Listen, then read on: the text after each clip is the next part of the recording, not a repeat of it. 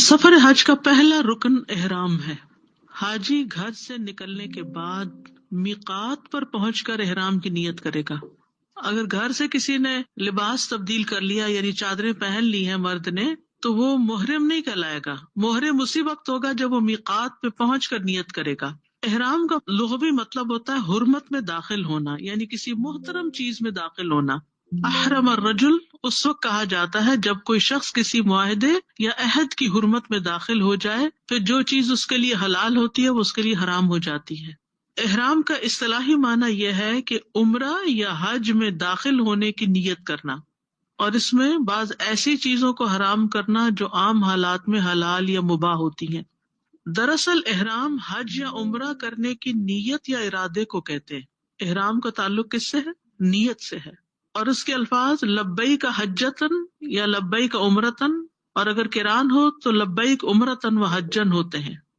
ठीक है, लब्बैक हज्जन या लब्बैक उम्रतन जो भी आप कर रहे हैं, और अगर हज किरान हो तो दोनों का साथ। मजाजन एहराम उन दो चादरों को भी कह देते हैं जिनको हाजी इस्तेमाल करता है बतौर एहराम। वो मजाज है, हकीकी माना नहीं है उसका। तो एहराम जो है वो बाकायदा नियत के साथ होता है। अगर कोई शख्स एहराम का लिबास पहनकर फिरता रहे और उसने नियत ही नहीं की तो उसका हज नहीं होगा। ठीक है, तो इसमें नियत अहम तरीन चीज है। एहराम मनासिक हज या उम्रा के फराइज में से है। ये एक रुकन आजम है, अगर ये अदा ना हो तो हज या उम्रा होता ही नहीं। ये याद रखिए कि एहराम मखसूस लिबास पहनना नहीं है। अगर कोई शख्स मखसूस लिबास पहने बगैर मीकात से दाखिल हो तो उसका हज नहीं होगा, क्योंकि इस सिलसिले में नबी सल्लल्लाहु अलैहि वसल्लम ने रुख्सत भी दी है कि अगर किसी के पास मखसूस लिबास नहीं तो दूसरा भी पहन सकता है। यानी है ही नहीं लिबास, उस चादरें है ही नहीं तो दूसरे, लेकिन फिर उसके बाद दम दे देगा। सिर्फ जाहिरी तौर पर एक खास हुलिये में नजर आना एहराम पहनना नहीं, क्योंकि बाज़ वक़्त लोग नियत के बगैर घर से एहराम की चादरें पहन लेते हैं, तो एहराम उसी वक्त होगा जब मीकात में पहुंचेंगे। इसी तरह अगर कोई शख्स वो चादरें पहनकर मिना अरफात वगैरह घूम के आ जाता है, नियत नहीं करता, तो भी हज नहीं होगा। एहराम भी इसी तरह जैसे नमाज में तकबीर तहरीमा होती है, नमाज के शुरू में अल्लाह अकबर कह के नमाज में दाखिल होते हैं, ऐसे एहराम की नियत करके लब्बैक उम्रतन कह के हम उम्रे में दाखिल हो जाते हैं। तो ये याद रखिए कि नियत के बगैर कोई अमल कबूल नहीं। मर्द का एहराम 2 सफेद चादरें होती हैं, एक चादर बतौर तहमत और दूसरी चादर ऊपर ओढ़ने के लिए। रसूल अल्लाह सल्लल्लाहु अलैहि वसल्लम ने फरमाया तुम्हें तहबंद, चादर और जूतों में एहराम बांधना चाहिए। अगर जूते ना हो तो मोजे पहन लो, लेकिन उन्हें टखनों से नीचे तक काट लो। यानी बंद मोजे भी हो सकते हैं लेकिन टखने नंगे होने चाहिए। मर्द के लिए एहराम में सिला हुआ लिबास, कमीज, कोट, शलवार, पगड़ी, मोजे ये मना है, यानी टखनों से ऊपर मोजे। सर ढांपना भी मना है। एक आदमी ने नबी सल्लल्लाहु अलैहि वसल्लम से पूछा एहराम बांधने वाले को क्या पहनना चाहिए। आपने फरमाया ना कमीज पहने, ना पगड़ी बांधे, ना पजामा, ना कोई टोपी वाला कोट पहने, ना कोई जाफरान और वर्ष से रंगा हुआ कपड़ा पहने, यानी रंगे हुए कपड़े ना पहने। हाँ, अगर महरम को तहबंद ना मिले, एक चादर है 2 नहीं है, तो शलवार पहन सकता है। जूते नहीं है, मोजे पहन सकता है। नबी सल्लल्लाहु अलैहि वसल्लम ने अरफात में खुतबा दिया और फरमाया अगर किसी को एहराम के लिए तहबंद ना मिले तो पजामा पहन ले, किसी को जूते ना मिले यानी चप्पल ना मिले तो फिर वो मोजे पहन ले। तो एहराम की इस मशरूइयत में या एहराम की पाबंदी की हिकमतें क्या है, ताकि ये जाहिर हो कि जो शख्स हज के लिए जा रहा है वो इस बात का इजहार कर रहा है कि वो हर तरह से उन अहकामात की पाबंदी करेगा जो अल्लाह ताला ने उस पर लगाए हैं, और अमल से साबित करेगा। और वैसे भी सारे मुसलमानों के दरमियान एक मुसावात हो जाती है, हर कोई एक लिबास में आ जाता है, अमीर गरीब सब। और तीसरे ये कि आखिरत के दिन की याद दहानी होती है, मरने के बाद भी कफन की चादरें इसी तरह होंगी। औरत का एहराम कोई अलग लिबास नहीं है, कोई मखसूस लिबास औरत का एहराम नहीं है, कोई सुन्नत से साबित नहीं। खवातीन पर्दे के शरई अहकामात की पाबंदी करते हुए रोजमर्रा के लिबास में ही नियत कर लें। और औरतों के लिए सफेद लिबास की भी कोई शर्त नहीं है कि लाजमन सफेद लिबास पहने। बारीक, तंग और छोटे कपड़े पहनने से परहेज करें और पर्दे का खास ख्याल रखें। तो औरत अपने आराम के लिए कोई भी लिबास पहन सकती है जो सातिर हो। इसी तरह चाहे वो कॉटन का हो, चाहे वो रेशम का हो, चाहे रंगा हुआ हो। इसके अलावा जेवरात भी पहन सकती, मगर ये कि खटकने वाला नहीं होना चाहिए। मसलन अंगूठियां वगैरह पहनी हुई हैं या कोई हार पहना हुआ है तो पहन सकती है। इसी तरह मोजे भी पहन सकती है। औरतों के लिए جو ممنوع لباس ہے وہ زعفران لگا ہوا ہے جس میں خوشبو ہو، خوشبو نہیں لگا سکتی. اسی طرح دستانے، گلوز اور سلا ہوا نقاب بھی نہیں پہن سکتی، ماسک بھی نہیں لگا سکتی. نبی صلی اللہ علیہ وسلم نے فرمایا عورتیں حالت احرام میں نہ نقاب پہنے نہ دستانے. اسی طرح کوئی بھی ایسا کپڑا جو سلا ہوا ہو، چاہے وہ نقاب کی شکل کا ہو یا کسی اور، وہ نہیں پہننا چاہیے. یعنی اوپر کا دوپٹہ ہونا چاہیے جو سیدھا ہو بغیر سلا. اب جہاں یعنی کہ نقاب پہننے سے تو منع کیا گیا ہے، لیکن اگر مرد حضرات ہیں تو اس صورت میں اپنے اوپر دوپٹے کا ہی پلو ڈال سکتی ہے. اسی طرح ماسک پہننے سے منع کیا گیا ہے، الا یہ کہ وہ مینڈیٹری ہو، اور اس میں یہ ہے کہ اگر کسی نے بھول کے پہن لیا ہے تو بعد میں پھر دم دے دے. اگرچہ ماسک جو ہے وہ نقاب کی طرح نہیں ہوتا، سارے چہرے کو نہیں ڈھانپتا، مخصوص حصے کو ڈھانکتا ہے، لیکن پھر بھی. اب یہ جو چہرے پہ کپڑا لٹکانے کی اجازت ہے تو اس میں یہ کہیں نہیں آتا کہ وہ چہرے کو ٹچ نہ کرے اور ناک کو نہ لگے اور ادھر نہ لگے ادھر، اس کی کوئی ممانعت کہیں ثابت نہیں ہے. فاطمہ بنت منذر کہتی ہیں ہم حالت احرام میں اپنے چہرے ڈھانپا کرتی تھیں اور اسما بنت ابی بکر صدیق بھی ہمارے ساتھ ہوتی تھی، یعنی صحابیہ تھی وہ، اور اپنے بالوں میں کنگھی بھی کر لیتی تھی. بن باز کہتے ہیں کہ احرام والی خواتین کے لیے اپنے دوپٹے کو چہرے کے آگے ڈالنا جائز ہے. اس کے لیے کسی ایسی چیز کو استعمال کرنا ضروری نہیں جو کپڑے کو چہرے سے الگ رکھے، اور یہ کپڑا چہرے کو لگ بھی جائے تو عورت پہ کچھ لازم ہے، کیونکہ کچھ خواتین اس طرح کا نقاب پہنتی ہیں وہ، یا اس طرح کا کپڑا پہنتی ہیں کہ آگے انہوں نے ایک فریم سا رکھا ہوا ہوتا ہے کہ جس سے وہ چہرے کو ٹچ نہ کرے. یہ خود ساختہ چیز ہے، اس کی کوئی دلیل نہیں ہے. یعنی اگر چہرے کو کوئی چیز ٹچ کر گئی ہے، کپڑا لگ گیا ہے، جو دوپٹہ آگے کیا ہوا وہ لگ گیا ہے، تو اس میں کوئی حرج کی بات نہیں. احرام سے قبل کچھ کام کر لینے چاہیے، اور ان میں یہ کہ پہلے انسان اپنی صفائی کرے، ناخن کاٹے، پوچھے تراشے، اپنے بغلوں کے بال اکھیڑے، زیر ناف بال مونڈے. احرام سے قبل غسل کرے، کیونکہ نبی صلی اللہ علیہ وسلم نے احرام سے پہلے غسل کیا تھا. اسی طرح اگر مکہ داخل ہونے کا ارادہ ہے تو بھی غسل کی جگہ ہو تو غسل کیا جا سکتا ہے. نافع کہتے ہیں کہ ابن عمر جب بھی مکہ آتے تو ذی طوا کے مقام میں رات گزارتے، حتیٰ کہ صبح ہو جاتی، غسل فرماتے، پھر مکہ میں داخل ہوتے. وہ اللہ کے نبی کے حوالے سے ذکر کرتے تھے کہ آپ نے ایسے ہی کیا تھا. تو یہ بھی ایک شاعر اللہ کی تعظیم میں سے ہے نا کہ انسان صاف ستھرا ہو کر مکہ میں داخل ہو. حیض والی خواتین احرام باندھ سکتی ہیں، یعنی حیض و نفاس والی عورتیں جب میقات پر آئیں تو غسل کر کے احرام باندھ لیں، طواف کے علاوہ باقی سارے حج کے مناسک ادا کر لیں. عائشہ رضی اللہ بیان کرتی ہے کہ اسما بنت امیس نے شجرہ کے مقام پر محمد بن ابی بکر کو جنم دیا، تو رسول اللہ صلی اللہ علیہ وسلم نے ابو بکر رضی اللہ عنہ کو حکم دیا کہ وہ انہیں غسل کر کے احرام باندھ دینے کا حکم دے. وہ نفاس کی حالت میں تھی اور پھر انہوں نے احرام باندھا.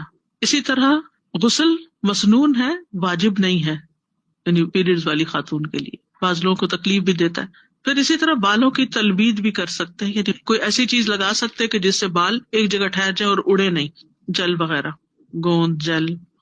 اور یہ مستحب ہے کیونکہ یہ بالوں کو ایک جگہ جمع کر دیتا ہے، اور پھر جوئیں وغیرہ بھی پیدا نہیں ہوتی، مٹی بھی داخل نہیں ہوتی، اور وہ جو چند دن احرام کے ہوتے ہیں جس میں نہانے کا بھی کوئی بعض اوقات موقع نہیں ہوتا، جیسے منا عرفات وغیرہ کے، تو اس میں انسان سکون میں رہتا ہے. مردوں کے لیے احرام میں داخل ہونے سے پہلے خوشبو لگانا جائز ہے، اور بعد میں بھی اگر وہ لگی رہے تو کوئی حرج نہیں، لیکن ونس یو آر ان احرام پھر آپ خوشبو نہیں ٹچ کر سکتے. حضرت عائشہ فرماتی ہیں میں رسول اللہ صلی اللہ علیہ وسلم کو احرام باندھنے سے قبل جس قدر ممکن ہوتا اچھی طرح خوشبو لگاتی، پھر آپ احرام باندھتے. حضرت عائشہ فرماتی ہے کہ رسول اللہ صلی اللہ علیہ وسلم محرم ہے، گویا میں آپ کی مانگ میں خوشبو کی چمک دیکھ رہی ہوں. احرام کی چادر پہ خوشبو نہیں لگانی چاہیے، ٹھیک ہے، نہ پہلے اور نہ بعد میں، کیونکہ آپ نے ایسا لباس پہننے سے منع کیا جس میں زعفران یا ورس لگی ہوئی ہو. نبی صلی اللہ علیہ وسلم نے فرمایا خبردار، عورتوں کی خوشبو وہ ہے جس میں رنگ ہو، مہک نہ ہو، جیسے لوشن وغیرہ ایسی چیز ہو جس میں ایسی خوشبو نہ ہو کہ جو پھیلے. حضرت عائشہ فرماتی ہے کہ ہم نبی صلی اللہ علیہ وسلم کے ساتھ مکہ کو جاتی تو احرام کے وقت اپنی پیشانیوں پر خوشبودار مرکب لگا لیا کرتی تھی، جب پسینہ آتا تو ہمارے چہروں پر بہہ جاتا، آپ اسے دیکھتے تو منع نہیں فرماتے تھے. اسی طرح ایک چیز یہ بھی ہے کہ اگر ممکن ہو تو فرض نماز کے بعد احرام پہنا چاہیے، کیونکہ نبی صلی اللہ علیہ وسلم نے ظہر کی نماز پڑھی اور پھر اپنی اونٹنی منگوائی ذوالحلیفہ کے مقام پر، کوہان میں دائیں طرف زخم جس سے خون بہا، یعنی کہ وہ نشان لگایا، اور پھر صرف 2 جوتیوں کا ہار پہنایا کیونکہ قلادہ ڈالا اس کے گلے میں. پھر آپ سواری پہ سوار ہوئے اور وہ مقام بیضاء پر سیدھی کھڑی ہوئی تو آپ نے حج کے لیے تلبیہ پکارا. احرام کی حالت میں ناخن اور بال نہیں کاٹنے چاہیے. احرام پہن کر خوشبو نہیں لگانی چاہیے یا خوشبو والا کپڑا استعمال نہیں کرنا چاہیے. مرد کو سر نہیں ڈھانکنا چاہیے، حتیٰ کہ اگر وہ فوت بھی ہو جائے احرام کی حالت میں تو کفن میں بھی سر نہیں ڈھانپنا اس کا. چھت یا چھتری کا سایہ منع نہیں ہے، خیمے کا سایہ، چھتری کا سایہ، اس میں کوئی حرج نہیں ہے. پھر اسی طرح مسواک استعمال کر سکتے ہیں، ٹوتھ پیسٹ اگر اس میں کچھ خوشبو ہے تو استعمال کر سکتے ہیں. لوشن وغیرہ جس میں خوشبو نہ ہو وہ لگا سکتے ہیں، ورنہ تیل لگا سکتے ہیں. خوشبودار صابن وغیرہ جیسے لیکوڈز وغیرہ ہوتے ہیں واش رومز وغیرہ میں تو ان کو استعمال کیا جا سکتا ہے، کیونکہ وہ آپ خوشبو لگانے کے لیے نہیں بلکہ ہاتھ دھونے کے لیے استعمال کرتے ہیں. احرام کی حالت میں شکار کرنا یا کروانا بھی منع ہے. شوہر اور بیوی کا جسمانی تعلق یا کسی قسم کی بھی جنسی گفتگو منع ہے. فلا رفث ولا فسوق ولا جدال فی الحج. اسی طرح نکاح کا پیغام بھیجنا، نکاح کرنا اور شہوت کے ساتھ عورت کے جسم کو چھونا، یہ سب منع ہے. کچھ کام جائز بھی ہیں جیسے غسل کرنا، سر کو دھونا، کپڑے تبدیل کرنا، یعنی احرام کے کپڑے یا عورت جو کپڑے پہنے ہوئے ہوتے ہیں وہ تبدیل کر سکتی ہے، چینج کر سکتے ہیں. لباس دھویا بھی جا سکتا ہے احرام کی حالت میں. پھر اسی طرح عورت سر کے بال کھول کے کنگھی بھی کر سکتی ہے، لیکن یہ ہے کہ اگر یقین ہو کہ بہت بال ٹوٹیں گے یا بہت الجھے ہوئے تو پھر بہتر ہے کہ ان بالوں کو آہستہ آہستہ بس سیدھا کر لیا جائے.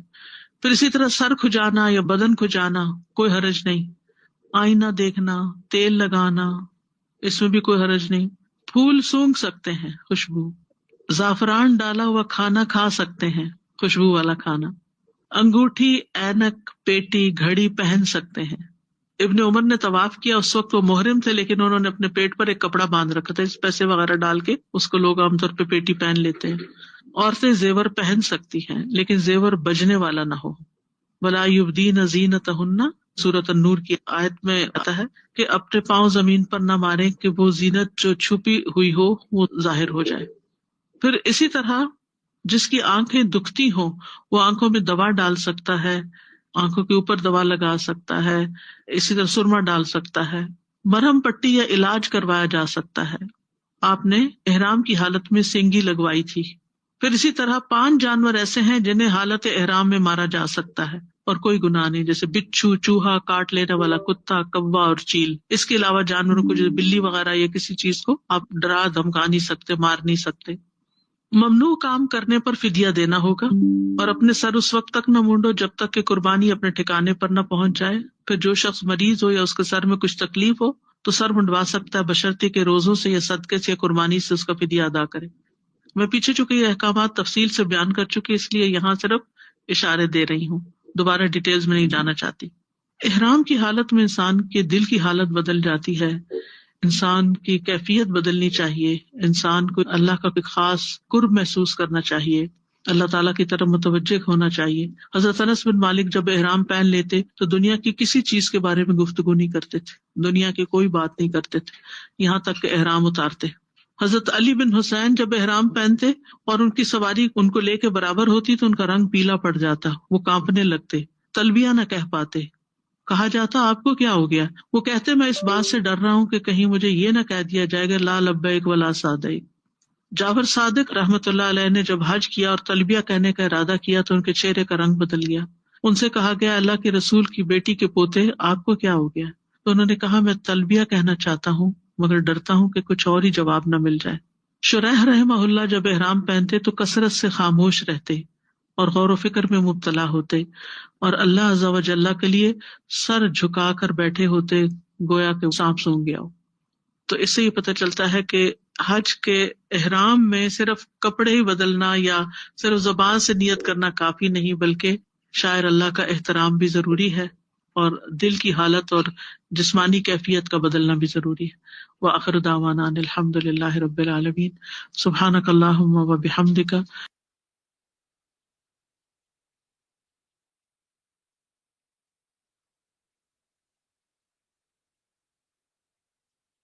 السلام علیکم ورحمۃ اللہ وبرکاتہ. نحمده ونصلی علی رسولہ الکریم. اما بعد فاعوذ باللہ من الشیطان الرجیم. بسم اللہ الرحمن الرحیم. رب اشرح لی صدری وَيَسِّرْ لِي أَمْرِي وَاحْلُلْ عُقْدَةً مِّن لِّسَانِي يَفْقَهُوا قَوْلِي۔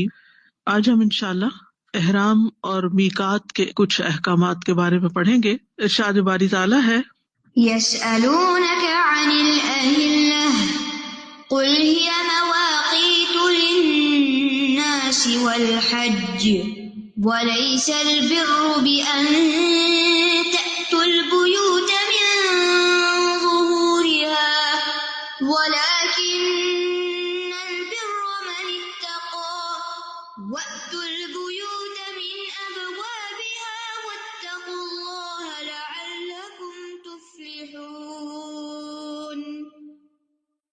وہ آپ سے نئے چاندوں کے بارے میں سوال کرتے ہیں، کہہ دیجئے کہ وہ لوگوں کے لیے اور حج کے اوقات معلوم کرنے کے لیے ہیں، اور نیکی یہ نہیں کہ تم گھروں میں ان کے پیچھے کی طرف سے آؤ، بلکہ نیکی اس کی ہے جو تقوی اختیار کرے، اور گھروں میں ان کے دروازوں سے آیا کرو اور اللہ سے ڈرو تاکہ تم فلاح پاؤ۔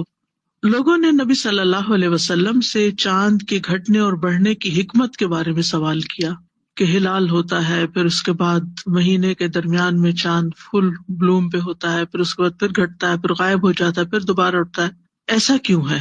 جبکہ سورج ہم دیکھتے ہیں کہ طلوع سے غروب تک ایک ہی سائز میں ہوتا ہے۔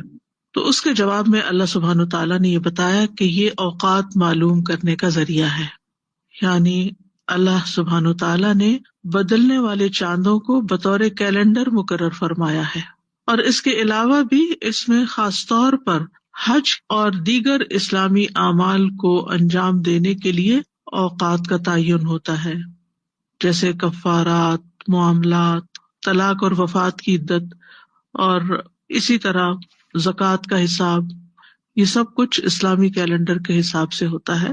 اس کے بعد اللہ سبحانہ وتعالیٰ نے حج ہی کی مناسبت سے اہل جاہلیت کی ایک رسم کا رد بھی کیا، اور وہ کیا تھا کہ انصار اور بعض دیگر عرب قبائل کے لوگ جب حج کا احرام باندھ لیتے اور ایک دفعہ گھر سے نکل جاتے تو دوبارہ اگر انہیں گھر آنے کی ضرورت پیش آتی یا حج سے واپس آتے تو وہ اصل دروازے سے نہیں آتے تھے، بلکہ بیک ڈور سے یا کسی ونڈو سے یا پھر دیوار پھلانگ کے، اور اس کو وہ دین کا ایک حصہ سمجھتے تھے۔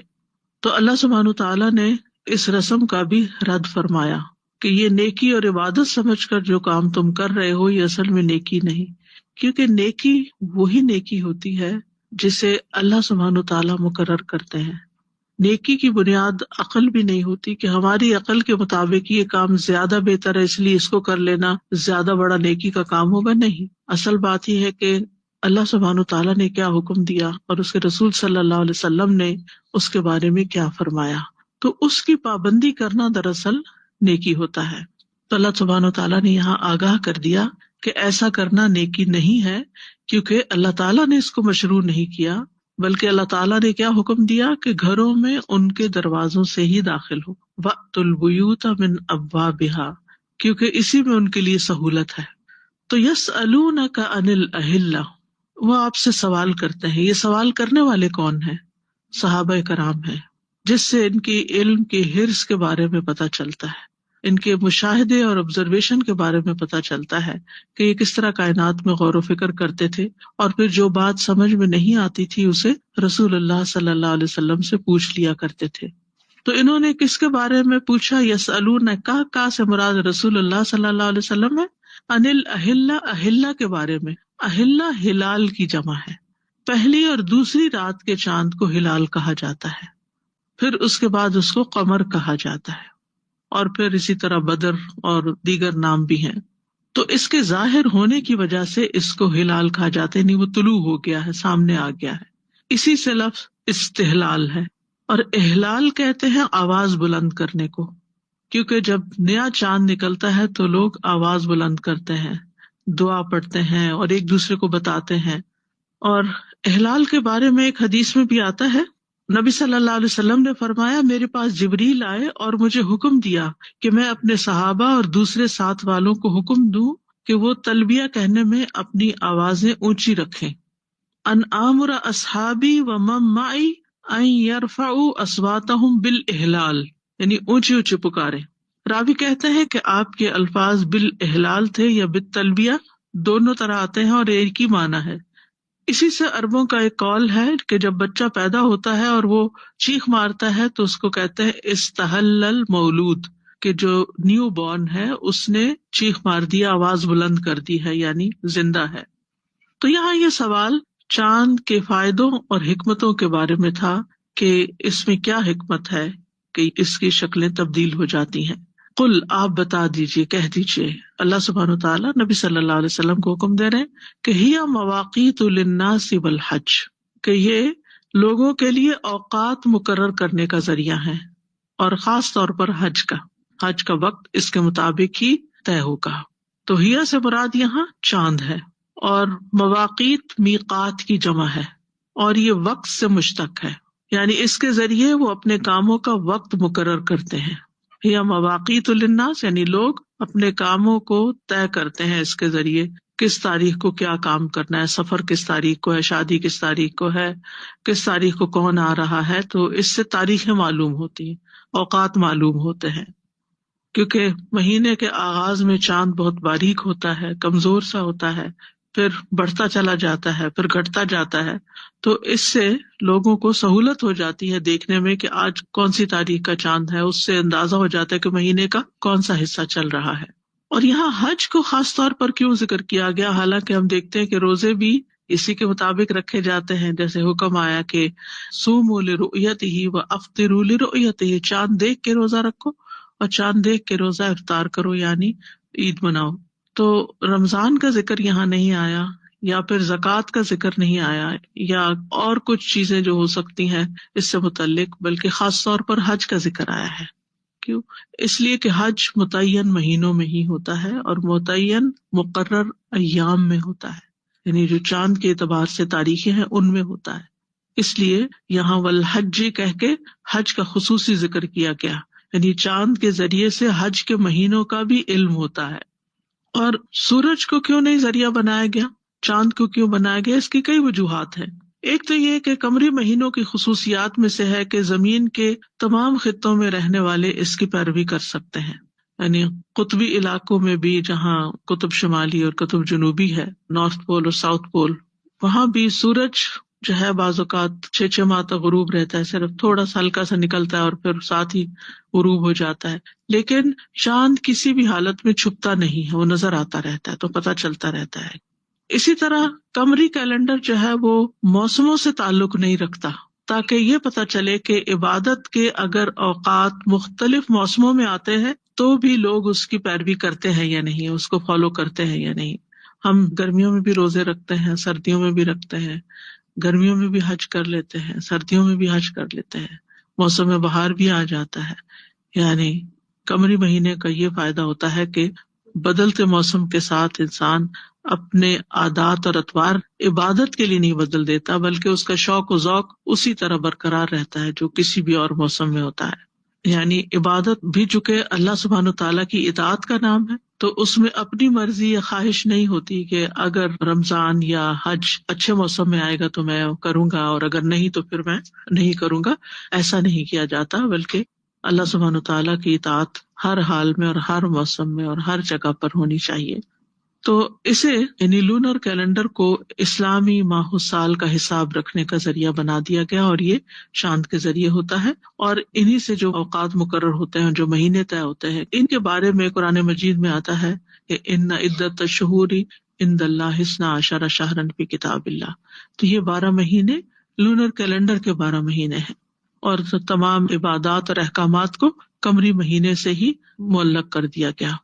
سورۃ یونس میں آتا ہے هو الذی جعل الشمس ضیاء والقمر نورا وقدرہ منازل لتعلموا عدد السنین والحساب ما خلق اللہ ذلک الا بالحق یفصل الآیات لقوم یعلمون۔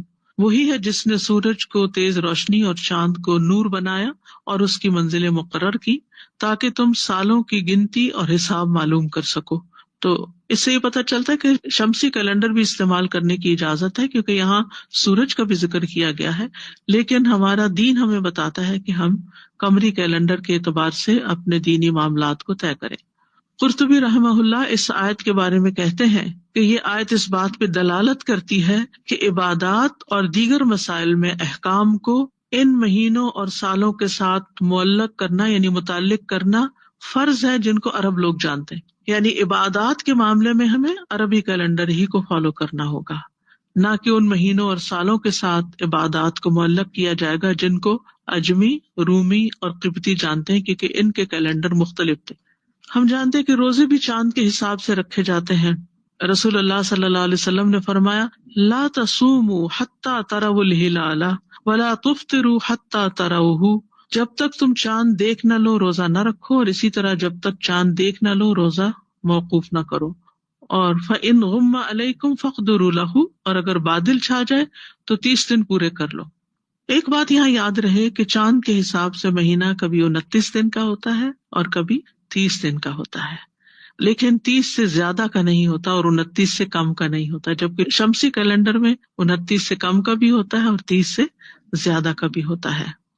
پھر فرمایا وَلَيْسَ الْبِرُّ بِأَن تَأْتُوا الْبُيُوتَ مِن ظُهُورِهَا، اور نیکی یہ نہیں کہ تم گھروں میں ان کے پشت کی طرف سے آؤ، پیچھے کی طرف سے آؤ. لَيْسَ الْبِرُّ، بر کہتے ہیں خیر کثیر کو، بڑی نیکی.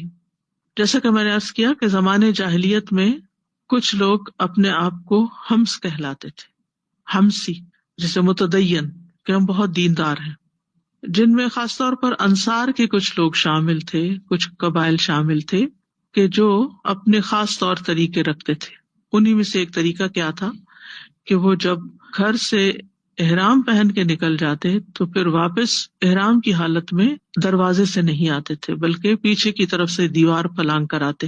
اور یہ کیوں کرتے تھے ایسا؟ کیونکہ وہ سمجھتے تھے کہ ایسا کرنا زیادہ نیکی ہے اور اللہ سبحانہ تعالیٰ کے تقرب کا ذریعہ ہے، خیر کثیر کا سبب ہے.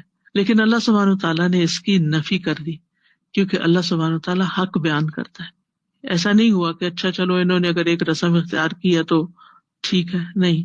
دور جاہلیت کی جتنی بھی ایسی رسمیں تھیں جو کہ شریعت سے ٹکراتی تھیں یا دین کے مزاج کے خلاف تھیں، ان کی اصلاح کر دی گئی، ان کی تردید کر دی گئی. کیونکہ عبادات میں اصل مقصود لوگوں کو تنگی میں مبتلا کرنا نہیں ہے، انہیں مشکل میں ڈالنا نہیں ہے، انہیں مشقت میں ڈالنا مقصد نہیں ہے کہ یہ زیادہ نیکی ہوگی اگر وہ دروازے سے آرام سے داخل ہونے کے بجائے دیوار پہ چڑھے اور پھر چھلانگ لگائیں یا کچھ اور ایسا ہی کام کریں، اپنے آپ کو مشقت میں ڈالیں، تو یہ نیکی نہیں ہے. وَلَٰكِنَّ الْبِرَّ مَنِ اتَّقَىٰ، لیکن نیکی اس کی ہے جو تقوی اختیار کرتا ہے، یعنی جو اللہ تعالیٰ سے ڈرتا ہے اور اللہ سے ڈر کے حرام کام چھوڑ دیتا ہے. حرام تو کیا، شک والی چیزیں بھی چھوڑ دیتا ہے کہ یہ اللہ تعالیٰ کو پسند نہیں ہے. اور پھر فرمایا وَأْتُوا الْبُيُوتَ مِنْ أَبْوَابِهَا، گھروں میں ان کے دروازوں سے ہی داخل ہو. وَاتَّقُوا اللَّهَ، اور اللہ سے ڈرو. لَعَلَّكُمْ تُفْلِحُونَ، تاکہ تم فلاح پاؤ. دوبارہ سے تقوی کا ذکر کیا گیا کہ اصل نیکی تقوی اختیار کرنا ہے، اور تقوی ہی کامیابی کا راستہ ہے. یعنی جو اللہ سے نہیں ڈرتا، جو اللہ کا تقوی اختیار نہیں کرتا، وہ کامیاب نہیں ہو سکتا. تو اس آیت سے جو باتیں ہمیں پتہ چلتی ہیں ان میں سے ایک نئے چاند کی حکمت کا بیان، چاند کے گھٹنے بڑھنے کے بارے میں حکمتوں کا بیان کہ تمام لوگوں کے لیے چاند وقت کے تعین کا ذریعہ ہے، اور پھر یہ کہ معاملات میں آسانی والا راستہ اختیار کیا جائے، عبادات میں وہ طریقہ اختیار کیا جائے جو ہمارے لیے مقرر کیا گیا ہے. اور اس میں جو خاص بات ہمیں پتہ چلتی ہے نا، وہ یہ ہے کہ ہر کام سیدھے طریقے سے کیا جائے، جس طرح بتایا گیا ہے ویسے کیا جائے. جو چیز قرآن و سنت کے مطابق ہے اس کو کرنا دراصل نیکی ہے. نبی صلی اللہ علیہ وسلم نے فرمایا بے شک میں تم میں 2 بھاری چیزیں چھوڑ کر جا رہا ہوں، ان میں سے ایک اللہ عز و جل کی کتاب ہے اور وہ اللہ کی رسی ہے، جو اس کی اتباع کرے گا وہ ہدایت پر رہے گا اور جو اسے چھوڑ دے گا وہ گمراہ ہو جائے گا. تو اطاعت کے جتنے بھی کام ہیں، عبادات کے جتنے بھی طریقے ہیں، وہ سنت کے مطابق ہی ادا ہونے چاہیے. حتیٰ کہ ذکر بھی فاذکروا اللہ کما علمکم، اللہ کو اسی طریقے سے یاد کرو جو اس نے تمہیں سکھایا ہے. واذکروہ کما ہداکم، اللہ کو ایسے یاد کرو جیسے اس نے تمہیں ہدایت دی ہے. یعنی جو بھی کام کرو مقرر طریقے سے کرو، سیدھے طریقے سے کرو. نبی صلی اللہ علیہ وسلم نے فرمایا بے شک دین آسان ہے، اور جو شخص دین میں سختی اختیار کرے گا تو دین اس پہ غالب آ جائے گا. پس میانہ روی اختیار کرو اور اعتدال کے ساتھ قریب رہو. ابن قیم کہتے ہیں اللہ اور اس کی رضامندی تک پہنچنا اس کے بغیر محال ہے کہ اس کے بغیر محال ہے کہ اللہ کے بتائے ہوئے طریقے پہ چلے ہوا، یعنی جو راستہ اللہ بتا رہا ہے نا اس پہ چل کے آؤ اس کے پاس. تو جب تک اس راستے پہ نہیں چلو گے اللہ تک نہیں پہنچ سکتے. آج بھی آپ دیکھیں لوگوں نے اللہ سبحانہ و تعالیٰ تک پہنچنے کے من گھڑت طریقے اختیار کر رکھے ہیں. کچھ ایسے وظیفے اندھیرے کمرے کر کے، اور پھر کچھ اچھل کود کر کے، اور خود ساختہ کچھ لوگ ڈانس کر کے اور جھوم جھام کے وہ سمجھتے ہیں کہ اس طرح ہم اللہ تعالیٰ کے قریب پہنچ جاتے ہیں. تو یہ طریقے تو نہ اللہ تعالیٰ نے ہمیں قرآن مجید میں بتائے ہیں، نہ نبی صلی اللہ علیہ وسلم کی سنت سے پتہ چلتے ہیں. تو اگر کوئی یہ سمجھتا ہے کہ نبی صلی اللہ علیہ وسلم کی سنت سے بڑھ کر یہ طریقے ہمیں زیادہ اللہ کے قریب کر دیتے ہیں، یا کوئی خاص چلہ کاٹ کے اللہ کے قریب بندہ پہنچ سکتا ہے، تو یہ اس کی غلط فہمی ہے. امام ابن قیم کہتے ہیں اللہ کے علاوہ کسی سے ہدایت ملنا عین گمراہی ہے، اور اس راستے کے بغیر جس کو اللہ نے اپنے تک پہنچنے کے لیے مقرر فرمایا ہے وہ راستہ اپنے چلنے والے کو اللہ کی طرف لے جاتا ہے. اس نے اس راستے کے ساتھ اپنے رسول کو اعلان کرنے والا بنا کر بھیجا، اور اپنے نبی کو اس کے نشانوں پر دعوت دینے والا اور اس کی طرف رہنمائی کرنے والا. یعنی نبی صلی اللہ علیہ وسلم نے مزید اس راستے کو واضح کیا ہے. جو شخص اس کو چھوڑ کر کسی اور راستے کی طرف چلتا ہے اس کے لیے اصل دروازہ بند ہو جائے گا، اور اس کی ہدایت اور خوش نصیبی بھی اس پر بند ہے. بلکہ جیسے جیسے وہ زیادہ محنت اور کوشش کرے گا وہ اللہ سے دھتکارا ہوا ہونے میں اور دور بڑھ جائے گا. اسی لیے آپ دیکھیں کہ نصارہ کو ضالین کہتے ہیں، کیونکہ وہ اصل راستہ بھول گئے ہیں. اپنے پیغمبر کا بتایا ہوا راستہ چھوڑ کے وہ کسی اور طرف نکل گئے، چاہے وہ اب کتنی بھی محنت کریں وہ اپنے مقصود کو نہیں پا سکتے. ہم سب کے لیے بھی اس میں بہت بڑی رہنمائی ہے کہ ہم اپنے طور طریقوں میں ضرور یہ بات دیکھیں کہ وہ قرآن و سنت کے مطابق ہیں یا نہیں، خصوصاً جو عبادات کے طور طریقے ہیں. کیونکہ جو ایسے طریقے پر عبادت کرے جسے اللہ نے مشروع نہیں کیا وہ بدعت ہوتی ہے. کیونکہ اللہ سبحانہ وتعالیٰ کیا حکم دیتے ہیں کہ تم گھروں کو ان کے دروازوں سے آؤ. کوئی بھی کام ہو چاہے شرعی ہو یا دنیاوی ہو، اس کو جان کر اس کے بارے میں علم حاصل کر کے پھر اس کو کرنا چاہیے، تب آپ صحیح طریقے سے کریں گے. حتیٰ کہ چھوٹے چھوٹے گھر کے کام بھی جو ہیں اگر آپ نے سیکھے نہیں، آپ کو اگر طریقہ نہیں آتا تو آپ ان کو صحیح طور پر نہیں کریں گے اور ان کے لیے لمبا روٹ اختیار کریں گے. مثلاً اگر آپ کو پائن ایپل کاٹنا نہیں آتا، آپ نے سیکھا نہیں، اب تو مشکل ہی نہیں، آپ یوٹیوب پہ دیکھیں آپ کو سکھا دیں گے. تو آپ دیکھیے کہ لوگ پھر کس طرح چھوٹی سی چیز کے ساتھ بھی جگل کرتے رہتے ہیں نا. اگر پیاز کاٹنا نہیں آتا یا دھنیا صاف کرنا نہیں آتا، چھوٹے چھوٹے کام، یعنی یہ سارے کے سارے، حتیٰ کہ جوتے کے تسمے باندھنے بھی اگر آپ نے نہیں سیکھے، لیسز لگانی، تو بھی آپ کے لیے زندگی مشکل ہو جائے گی. تو مطلب یہ ہے کہ جو بھی کوئی کام کرنا ہے اس کا پہلے طریقہ سیکھو کہ صحیح طریقہ کیا ہے، آسان طریقہ کیا ہے، اور پھر اسے اس طریقے کے مطابق کرو. کیونکہ اگر کوئی چیز اپنے نشانے پر نہیں ماری جائے گی تو آپ کا نشانہ ضائع جائے گا. مثلاً آپ تیر چلاتے رہیں لیکن آپ نے تیر اندازی سیکھی ہی نہیں، تو آپ کا کوئی تیر ادھر جائے گا کوئی ادھر جائے گا، آپ کے سارے تیر ختم، خالی ہو جائیں گے، دور چلے جائیں گے، اور آپ کے ہاتھ کوئی شکار نہیں آئے گا. تو وَأْتُوا الْبُيُوتَ مِنْ أَبْوَابِهَا، تو دنیا میں بھی اور دین کے کاموں میں بھی کسی بھی طریقے، مثلا اگر آپ کہیں جانا چاہتے ہیں تو پہلے آپ لوکیشن دیکھیں کہ کس طرف کو جانا ہے آپ نے. بعض لوگ بس اپنے گمان سے دائیں بائیں گھوم جاتے ہیں، پھر آدھے راستے پہ جا کے لوکیشن دیکھتے ہیں، پھر ان کو واپس آنا پڑتا ہے. تو آپ وہاں تو نہیں پہنچیں گے، آپ نے اپنا وقت اور پیٹرول سب کچھ ضائع کیا. تو یہ اگرچہ حج سے متعلق بات ہو رہی ہے لیکن اس میں زندگی کا ایک اہم اصول بتا دیا گیا ہے کہ منزل تک اسی وقت پہنچو گے، کامیابی اسی وقت ہوگی جب صحیح ڈائریکشن پہ چلو گے، اس ڈائریکشن پہ اپنے سٹیپس اٹھاؤ گے اور رکھو گے. مثلاً آپ لوگوں کو امر بالمعروف اور نہی عن المنکر کا حکم دے رہے ہیں لیکن آپ لوگوں کے حالات کو مد نظر نہیں رکھتے تو آپ ان کو اور بگاڑ کی طرف لے جائیں گے. یعنی اگر آپ حکمت عملی سے کام نہیں لیتے تو آپ اپنا مقصد حاصل نہیں کر سکیں گے. ایک بچے سے بھی اگر کام نکلوانا ہو نا تو کیا کرنا ہوتا ہے؟ پہلے سوچنا ہوتا ہے کہ کس طریقے سے اس سے بات کی جائے کہ اس کے ہاتھ میں جو چھری ہے نا یہ مجھے پکڑا دے، کہیں ایسا نہ ہو کہ میں اس کو ایسے طریقے سے کہوں کہ اس کو چلا دے یا لے کے بھاگ نکلے اور کام خراب کر دے. اسی طرح تعلیم میں اگر ایک معلم ہے اور اس کو صحیح طریقہ نہیں آتا پڑھانے کا اور اس کی اپروچ درست نہیں، تو وہ طالب علموں کو اور زیادہ کنفیوز کر دے گا، ان کو مشقت میں ڈال دے گا، کیونکہ اس نے صحیح طریقہ اختیار نہیں کیا، وہ صحیح دروازے سے ہی انٹر نہیں ہوا، اسے صحیح طور پر اپروچ ہی نہیں کیا. تو جب بھی کسی کام کا ارادہ کریں تو اس کے لیے سب سے پہلے صحیح راستہ اختیار کریں، اور اسی لیے جب سمجھ نہ آ رہی ہو کہ کیا کرنا چاہیے تو ہمیں علم والوں سے پوچھنے کے لیے بھی کہا گیا، اور استخارہ بھی اسی لیے کہ اللہ تعالیٰ سے رہنمائی لینے کے لیے کہ یہ کام کریں یا نہ کریں. اور پھر اس کے بعد جب آپ نفل پڑھ لیتے ہیں، دعا کر لیتے ہیں، اللہ سے مدد مانگ لیتے ہیں، تو پھر اس کے بعد کیا ہے، آپ مطمئن ہو جاتے ہیں، آپ سکون میں آ جاتے ہیں، اور آپ یکسوئی کے ساتھ وہ کام کرنے لگتے ہیں.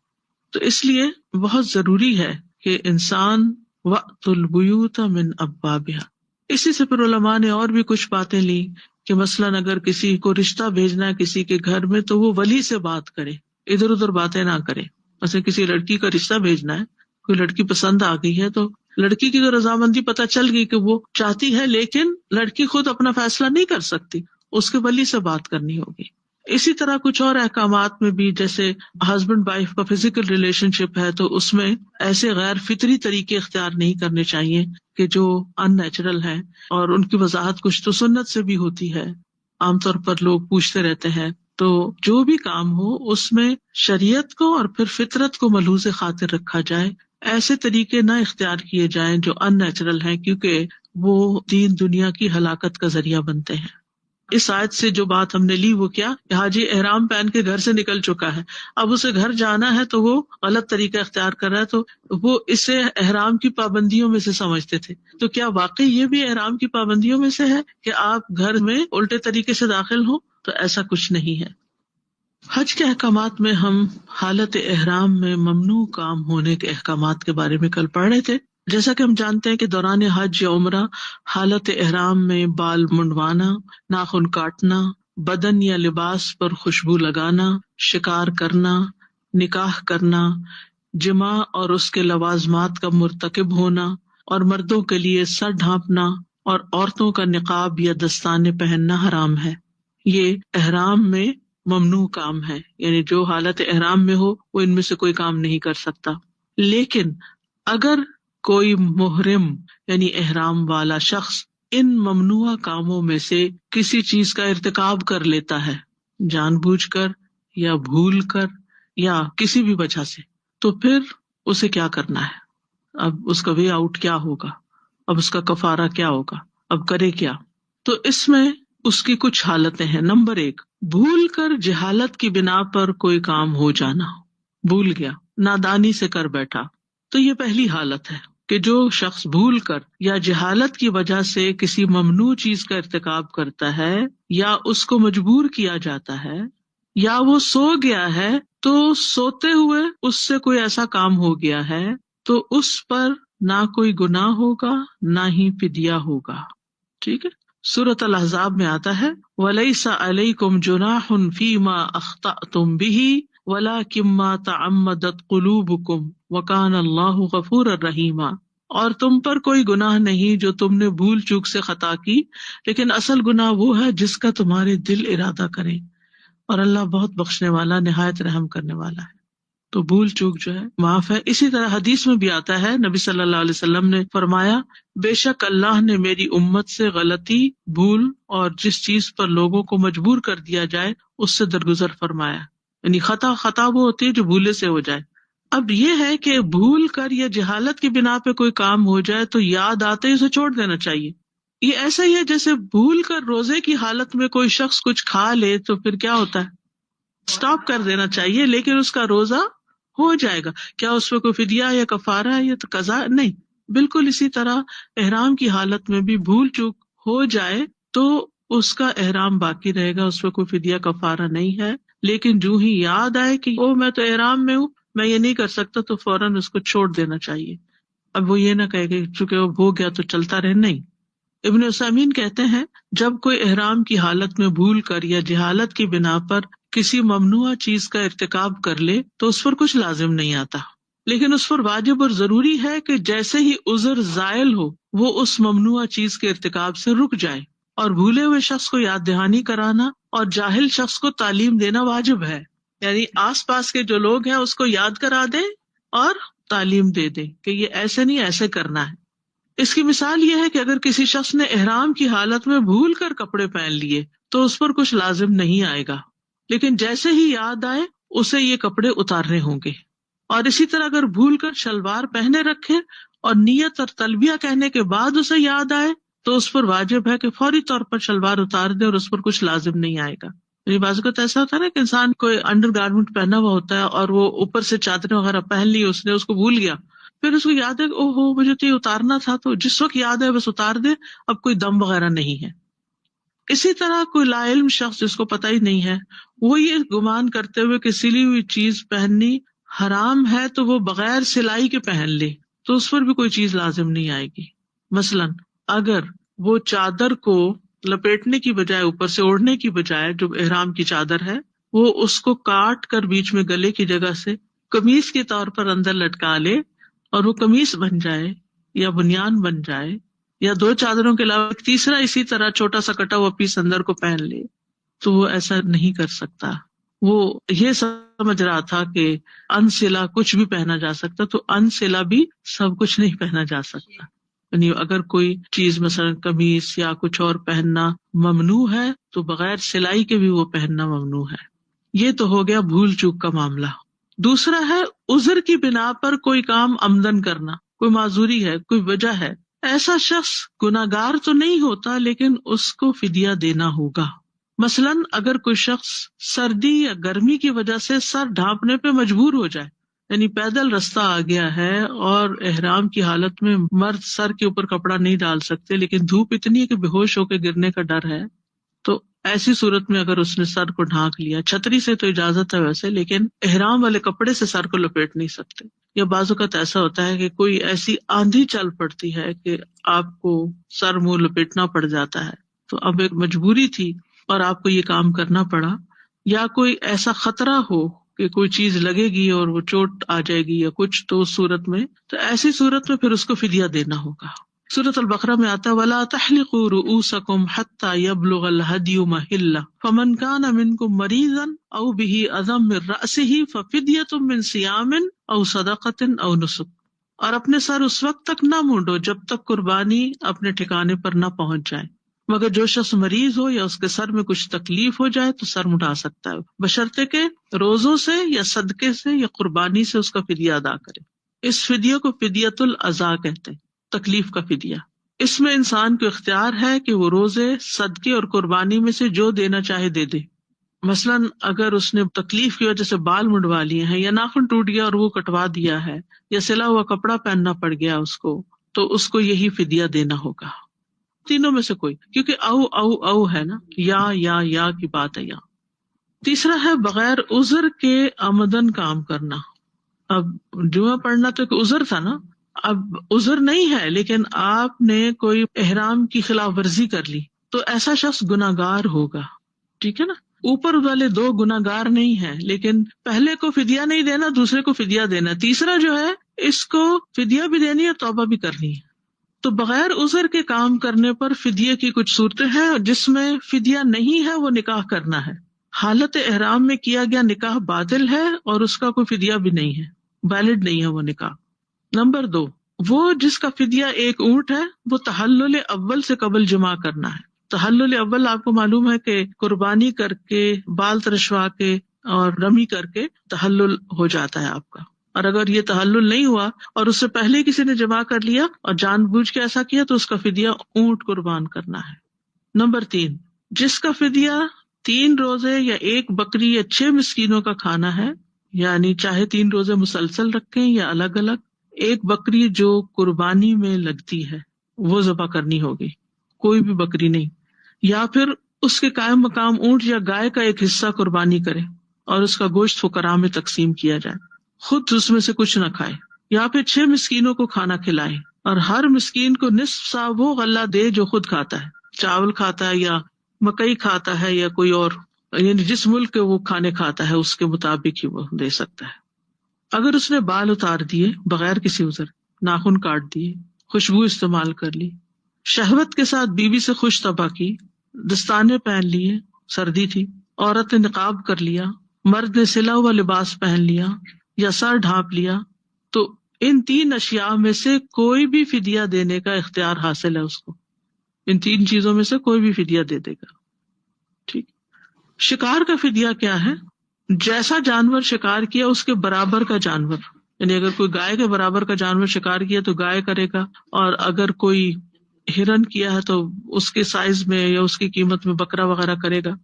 اور اگر شکار کی کوئی مثل نہیں، یعنی کوئی اس کے برابر چیز نہیں ہے شکار کی قربانی کرنے کی، تو اس کی قیمت کے برابر غلہ نکال کر مساکین کو تقسیم کرے گا.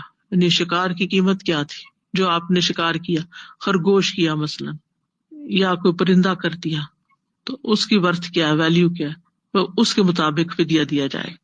اگر محرم ایک سے زیادہ چیزوں کی خلاف ورزی کر لیتا ہے، جیسے خوشبو بھی لگا لی، صلہ و لباس بھی پہن لیا، تو ہر خلاف ورزی کا الگ الگ فدیہ دینا ہوگا.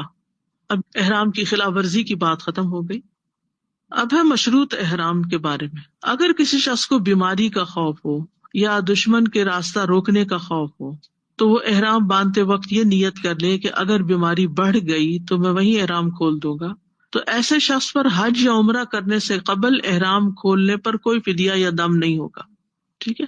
اس سلسلے میں ایک روایت ہے، حضرت عائشہ کہتی ہیں کہ رسول اللہ صلی اللہ علیہ وسلم زباء بنت زبیر کے پاس گئے اور ان سے فرمایا شاید تمہارا حج کرنے کا ارادہ ہے.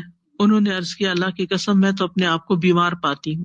آپ نے ان سے فرمایا پھر بھی حج کا احرام باندھ لو، البتہ شرط لگا لینا اور یہ کہنا اللہم محلی حیث حبستنی، اے اللہ میں اس وقت حلال ہو جاؤں گی جب تو مجھے روک لے گا.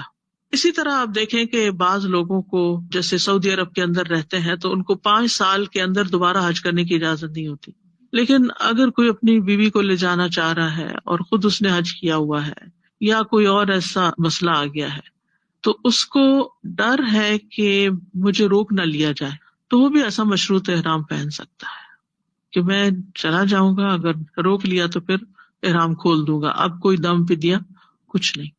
سانسا جی یہ جو گورنمنٹ کمپلشن لگا دیتی ہے بعض اوقات کہ ماسک پہنے ضروری، تو وہ پھر اوپر والی 2 میں سے کس کیٹیگری میں آئے گا کہ فدیہ دینا پڑے گا ماسک اگر ہم پہن لیتے ہیں یا نہیں دینا پڑے گا؟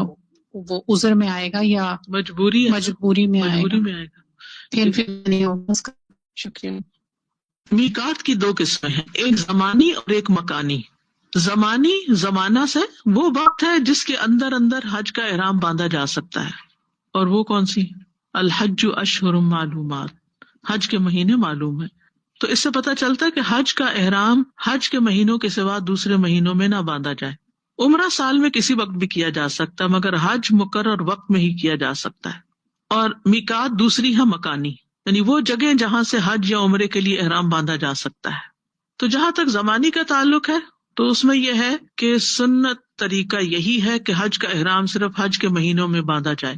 حضرت عائشہ کہتی ہیں ہم رسول اللہ صلی اللہ علیہ وسلم کے ساتھ حج کے مہینوں میں، حج کی راتوں میں اور حج کے احرام میں نکلے. حج کا احرام حج کے مہینوں میں پہننا ضروری ہے. آپ رمضان میں حج کا احرام پہن کے مکہ نہیں جا سکتے، ٹھیک ہے، کیونکہ الحج اشہر معلومات. اور جو رمضان کے آخر میں مثلا لبیک اللہم حجن کہے تو یہ عمرہ ہی ہوگا. حج کا احرام شوال میں ہوگا، رمضان کے آخر میں بھی نہیں ہوگا. ٹھیک ہے. یہ بالکل ایسا ہی ہے کہ نماز کے وقت سے پہلے آپ اللہ اکبر کر کے نماز نہیں شروع کر سکتے کہ اذان تو ہونے والی ہے، میں بائی دا ٹائم پہ 1 رکعت پڑھوں گی اذان شروع ہو جائے گی. یہ نہیں کر سکتے. اگر آپ نے چند سیکنڈ بھی پہلے تکبیر پڑھ لی تو وہ نماز نہیں ہوگی، وہ وقت کے اندر ہی آپ کو اللہ اکبر کہنا ہے. دوسرا ہے میقات مکانی. میقات مکانی جو ہے یہ 5 ہے. ذوالحلیفہ، اس کا نیا نام آبار علی ہے، یہ مدینہ والوں کا میقات ہے جو مدینہ سے آتے ہیں. جحفہ یہ اہل شام کے لیے میقات ہے. قرن المنازل یہ اہل نجد کے لیے میقات ہے. یلملم اس کا نیا نام سعدیہ ہے، یہ اہل یمن کے لیے یا پاکستان انڈیا وغیرہ سے آنے والوں کے لیے. ذات عرق یہ اہل عراق کے لیے ہے. عبداللہ بن عمر سے روایت ہے کہ ایک آدمی نے مسجد میں کھڑے ہو کر عرض کیا اے اللہ کے رسول آپ ہمیں کس جگہ سے احرام باندھنے کا حکم دیتے ہیں؟ تو رسول اللہ صلی اللہ علیہ وسلم نے فرمایا مدینہ والے ذوالحلیفہ سے، اہل شام جحفہ سے، نجد والے قرن المنازل سے احرام باندھیں گے. ایک اور روایت میں آتا ہے کہ آپ نے اہل عراق کے لیے ذات عرق اور اہل یمن کے لیے یلملم میقات مقرر فرمائی ہے. یہ آپ نے خود مقرر کی ہیں، ان کو کراس نہیں کیا جا سکتا احرام کے بغیر جو ان سے باہر رہتے ہوں. ٹھیک ہے، چاہے آپ پاک ہیں یا ناپاک ہیں، ایون اگر کوئی خاتون حیض کی حالت میں ہے تو اس کو بھی احرام کے ساتھ داخل ہونا ہے اس میں. اب جو لوگ بیت اللہ اور ان مقامات کے بیچ میں رہتے ہیں، ٹھیک ہے نا، نہ وہ مکہ میں رہتے ہیں نہ وہ یلملم میں رہتے ہیں، بلکہ اس کے بیچ کے ایریا میں رہتے ہیں، جیسے جدہ ہے مثلا، یا اور اسی طرح کی جگہ ہیں، تو وہ اپنی رہائش گاہ سے ہی احرام باندھیں گے، وہ گھر سے ہی احرام پہنیں گے، انہیں کسی میقات جانے کی ضرورت نہیں ہے. اور جو شخص ان مقررہ میقاتوں میں سے کسی ایک سے بھی نہ گزرے، اسے چاہیے کہ وہ جس میقات کے برابر سے گزرے وہیں سے احرام باندھے. یعنی مثلا آپ جہاز سے آ رہے ہیں تو ضروری ہے کہ جہاز جوحفہ کے اوپر سے گزرے گا، اس کے برابر سے اگر گزر رہا ہے تو وہ بھی اسی میقات میں شمار ہو جائے گا. تنعیم اور مقام جعرانہ مستقل میقات نہیں ہے. جو لوگ ان مقامات کے اندر ہوں وہ اپنے گھر سے احرام باندھیں. صحیح بخاری میں ہے، رسول اللہ صلی اللہ علیہ وسلم نے فرمایا، جو لوگ میقات کے اندر رہتے ہوں وہ اپنے رہنے کی جگہوں ہی سے احرام باندھیں، حتیٰ کہ مکہ کے لوگ مکہ ہی سے احرام باندھیں. میقات سے احرام باندھنا واجب ہے، یہ عمرے کے واجبات میں سے. آپ کو یاد ہے شروع میں نے آپ کو ارکان اور واجبات بتائے تھے. اس لیے جو بھی حج یا عمرہ کرنا چاہتا ہو اسے بغیر احرام کے میقات تجاوز نہیں کرنا چاہیے، چاہے وہ خشکی کے راستے سے آ رہا ہے یا فضائی راستے سے. ابن عثیمین سے بغیر احرام کے میقات کراس کرنے کا حکم دریافت کیا گیا تو انہوں نے جواب دیا، احرام کے بغیر میقات تجاوز کرنے والا دو حالتوں سے خالی نہیں. اگر وہ حج یا عمرہ کرنا چاہتا ہے تو اس وقت اسے میقات پہ واپس آنا ہوگا تاکہ وہ وہاں سے حج یا عمرہ کا احرام باندھے. اگر وہ ایسا نہیں کرتا، نہیں جا سکتا، مثلا کوئی عورت ہے پیریڈز میں تھی، اس کو پتہ ہی نہیں تھا، وہ آ گئی، تو اس نے حج یا عمرے کے واجبات میں سے ایک کو ترک کیا ہے اور اہل علم کے نزدیک اسے فدیہ دینا ہوگا جو مکہ میں ذبح کر کے وہاں کے فقراء میں تقسیم کیا جائے گا. یعنی اب بھول کے آگے اندر، اب واپس کوئی لے جائے تو بہت اچھا ہے، تو کوئی نہیں لے کے جا رہا تو پھر دم دے دیا جائے. میقات پر پہنچ کر احرام باندھنا افضل ہے. رسول اللہ صلی اللہ علیہ وسلم نے ذوالحلیفہ کے قریب پہنچ کر احرام باندھا تھا، مدینہ سے نہیں باندھ کے چلے تھے، حالانکہ وہ 9 میل کا فاصلہ شاید.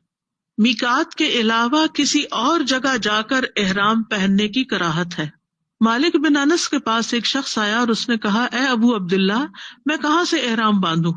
انہوں نے کہا، ذوالحلیفہ سے، جہاں سے رسول اللہ صلی اللہ علیہ وسلم نے احرام باندھا تھا. اس نے کہا، میں چاہتا ہوں کہ مسجد نبوی سے باندھوں. انہوں نے کہا، ایسا نہ کرنا. اس نے پھر کہا، میں چاہتا ہوں کہ مسجد میں موجود قبر یعنی روضہ رسول کے قریب سے احرام باندھوں. امام مالک نے کہا، ایسا نہ کرنا، مجھے ڈر ہے کہ تم کسی فتنے میں مبتلا نہ ہو جاؤ، کیونکہ جو شخص سنت کی مخالفت کرتا ہے فَلْيَحْذَرِ الَّذِينَ يُخَالِفُونَ عَنْ أَمْرِهِ أَنْ تُصِيبَهُمْ فِتْنَةٌ أَوْ يُصِيبَهُمْ عَذَابٌ أَلِيمٌ. سورۃ نور کی آیت ہے. فَلْيَحْذَرِ الَّذِينَ، پس چاہیے کہ ڈرے وہ لوگ، يُخَالِفُونَ عَنْ أَمْرِهِ، جو آپ کے حکم کی مخالفت کرتے ہیں، أَنْ تُصِيبَهُمْ فِتْنَةٌ، کہ انہیں کوئی فتنہ نہ آ گھیرے، کسی فتنے میں نہ پڑ جائیں، یا انہیں کوئی دردناک عذاب نہ آ پکڑے. تو جان بوجھ کے سنت کی مخالفت نہیں کرنی چاہیے، یہ سوچ کر عقل سے کہ مسجد نبوی میں تو ایک نماز کا ثواب 1000 نمازوں کا ہے اور وہ افضل ترین جگہ ہے، اور ریاض الجنہ تو جنت کا ٹکڑا ہے، لہٰذا وہاں سے شروع کرنا چاہیے. نہیں، اس نے کہا، اس میں کون سا فتنہ ہے، میں تو صرف چند میل کا فاصلہ ہی زیادہ کرنا چاہتا ہوں. تو امام مالک نے کہا، اس سے بڑا فتنہ اور کیا ہو سکتا ہے کہ تم اس فضیلت کی طرف سبقت لے گئے ہو جسے رسول اللہ صلی اللہ علیہ وسلم نے چھوڑ دیا. یعنی آپ نے اس کو فضیلت کی بات نہیں سمجھی، تم اسے فضیلت بنا کے بیٹھ گئے ہو. اور میں نے اللہ سبحانہ وتعالیٰ کا فرمان سنا ہے، فَلْيَحْذَرِ الَّذِينَ يُخَالِفُونَ عَنْ أَمْرِهِ أَنْ تُصِيبَهُمْ فِتْنَةٌ أَوْ يُصِيبَهُمْ عَذَابٌ أَلِيمٌ. سورۃ نور کی آیت نمبر 63 ہے. استاذہ، اگر کسی نے حج کیا ہے، عمرہ کیا ہے، اور ایسے اس سے کوئی ایسی غلطی ہوگی جس پہ اس کو یہ دینی تھی قربانی، اور کتنے سال کے بعد اگر اس کو علم ہوا، تو کیا وہ اب دے دے، اور وہ وہیں پر مکہ میں کسی کو کہے کہ وہیں پر قربانی دے اور وہیں فقراء میں تقسیم؟ اوکے. کوئی جا رہا تو اس کے ہاتھ بھیج دے. اب ہے حج کی نیت کے الفاظ. میقات پہنچ کر نیت کے الفاظ ادا کرنے چاہیے. اب آپ دیکھیے، نماز میں ہمیں نیت کے کوئی الفاظ نہیں دیے گئے، لیکن حج میں دیے گئے، تو ہمیں سنت کی پیروی کرنی ہے. ہم اس پہ قیاس نہیں کر سکتے. حج میں بھی تو الفاظ بولتے ہیں تو اب نماز میں بھی بولیں نہیں. اس میں آپ صلی اللہ علیہ وسلم نے الفاظ ادا کیے اور اس میں ادا نہیں کیے.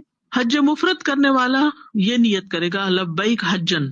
حج قران کی نیت اس طرح ہوگی لبیک عمرتن و حجن. سمجھ آئی؟ یہ یاد رکھیے کہ دونوں اگر اکٹھے ہیں تو دونوں کی نیت ہوگی. حج تمتع کرنے والے کی نیت کے الفاظ ہوں گے لبیک عمرتن. پہلے عمرہ کرے گا پھر جس دن حج کرنا ہے حج کا احرام پہنا اس دن لبیک حجن کہے گا. ٹھیک ہے. ابن عثیمین کہتے ہیں نیت دل کا عمل ہے، اس لیے یہ کہنا جائز نہیں اللہم انی نویت العمرہ، یعنی اس طرح کے الفاظ خود سے نہ نکالے یا نویت الحج، کیونکہ یہ چیز نبی صلی اللہ علیہ وسلم کی سنت سے ثابت نہیں. اپنی نیت کے مطابق پھر وہ تلبیہ کہے گا. تلبیہ اور نیت میں فرق ہے. تلبیہ میں اللہ تعالیٰ کے حکم کی تعمیل ہوتی ہے اور اللہ کا ذکر ہے، اس کا تعلق دل سے نہیں، اسے بلند آواز سے ہی کرنا ہے. جبکہ نیت جو ہے وہ دل میں ہوتی ہے اور حج کے لیے الفاظ جو ہے لبیک اللہم حجن بولنا ہوتا ہے. حائضہ بھی میقات سے نیت کرے گی. حائضہ میقات سے نیت کرے گی. حضرت عائشہ کہتی ہیں کہ اسماء بنت امیس نے شجرہ کے مقام پر محمد بن ابی بکر کو جنم دیا تو رسول اللہ صلی اللہ علیہ وسلم نے ابو بکر رضی اللہ عنہ کو حکم دیا کہ وہ انہیں غسل کر کے احرام باندھ لینے کا حکم دے. پھر اسی طرح کسی دوسرے کی نیت کی طرح نیت کرنا. ابن عباس کہتے ہیں علی بن ابی طالب یمن سے آئے، انہوں نے احرام کے وقت یوں کہا تھا لبیک بما احل بہ رسول اللہ صلی اللہ علیہ وسلم، یا یوں کہا لبیک بحجۃ رسول اللہ صلی اللہ علیہ وسلم. نبی صلی اللہ علیہ وسلم نے انہیں حکم دیا کہ وہ اپنے احرام پر قائم رہیں، یعنی جیسا بھی انہوں نے باندھا ہے جو بھی الفاظ بولیں یہ درست ہے، اور انہیں قربانی میں شریک کر لیا. اب مسئلہ آتا ہے کہ حج کی نیت کرنے کے بعد مجبوری کی بنا پہ حج نہ کر سکنا. رسول اللہ صلی اللہ علیہ وسلم نے فرمایا جس کی ہڈی ٹوٹ جائے یا لنگڑا ہو جائے تو وہ حلال ہو گیا، یعنی وہ احرام کھول سکتا ہے اور آئندہ کے لیے اس پر حج ہے، بعد میں کرے گا. یہ فدیہ دے گا یا نہیں؟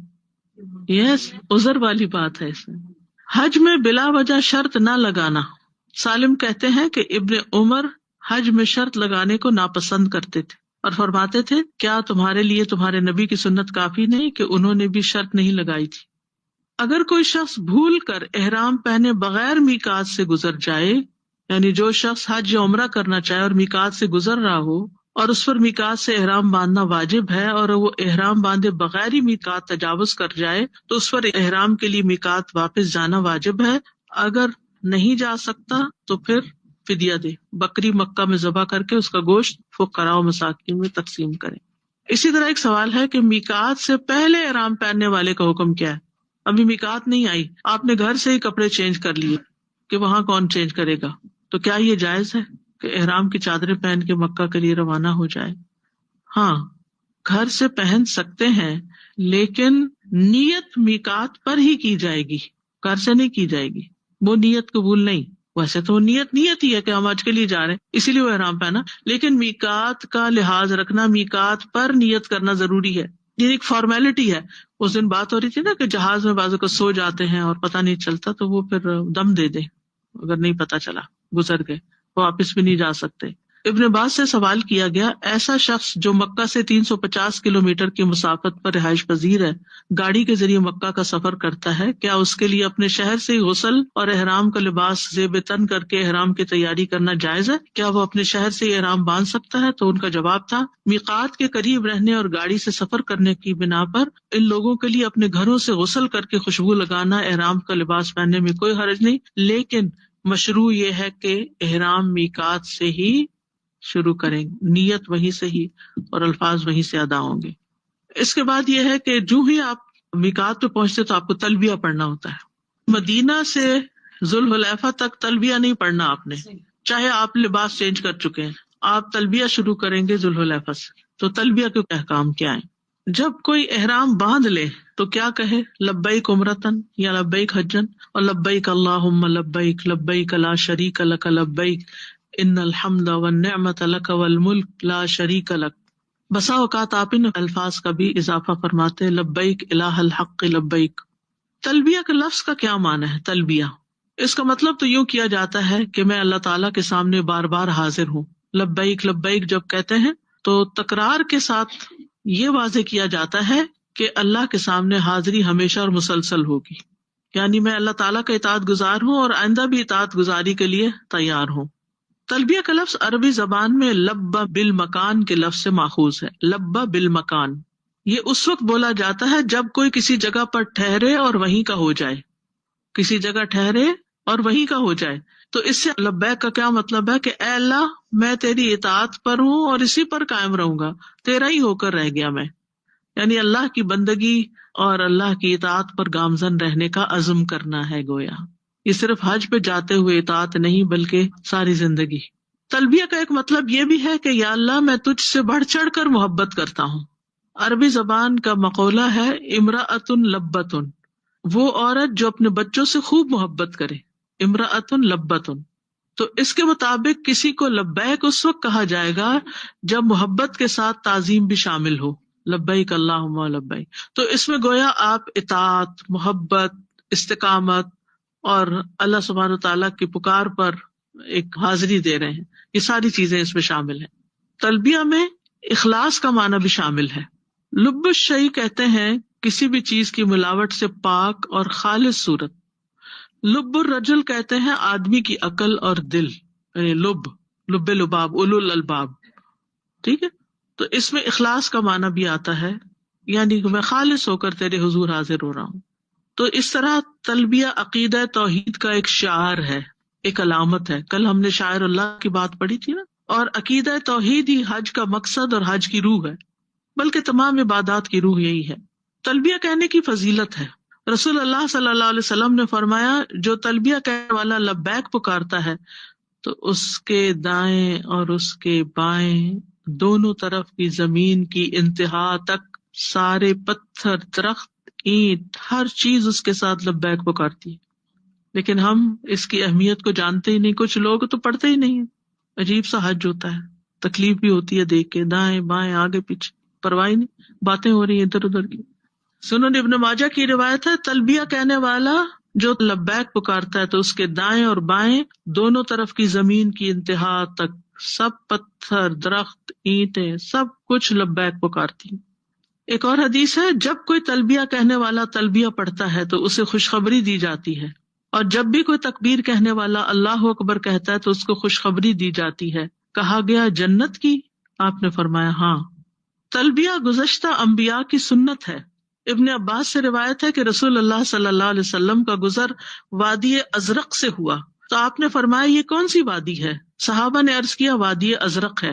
آپ نے فرمایا گویا میں موسیٰ علیہ السلام کو گھاٹی سے اترتا ہوا اور بلند آواز سے تلبیہ کہتا ہوا دیکھ رہا ہوں. اس کے بعد آپ پہاڑ کی چوٹی پر پہنچے تو پوچھا یہ کون سی وادی ہے؟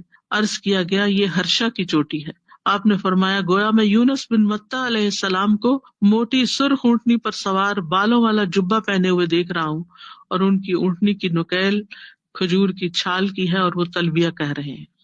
تلبیہ حج کی زینت ہے، حج کی خوبصورتی ہے، حج کا شعار ہے. سعید بن جبیر کہتے ہیں میں ایک مرتبہ میدان عرفات میں ابن عباس کی خدمت میں حاضر ہوا اور اس وقت وہ انار کھا رہے تھے.